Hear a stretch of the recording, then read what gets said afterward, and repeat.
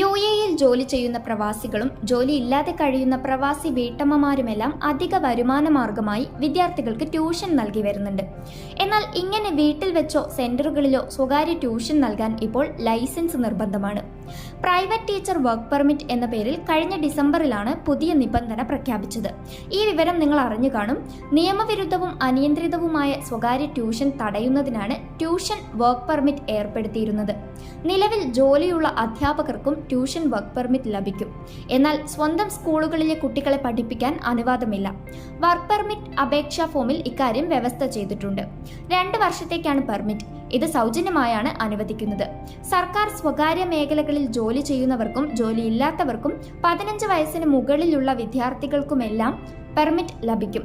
മാത്രമല്ല, ഒരു കാര്യം കൂടെ ഓർമ്മയിൽ വെക്കുക, അനുമതിയില്ലാതെ സ്വകാര്യ ട്യൂഷൻ നടത്തിയാൽ പിഴയും മറ്റു നടപടികളും നേരിടേണ്ടി വരും. അപ്പോൾ സ്വന്തം സ്കൂളിലെ വിദ്യാർത്ഥികൾക്ക് ട്യൂഷൻ എടുക്കുന്ന അധ്യാപകർ ഉണ്ടെങ്കിൽ ഒന്ന് ശ്രദ്ധിക്കുക.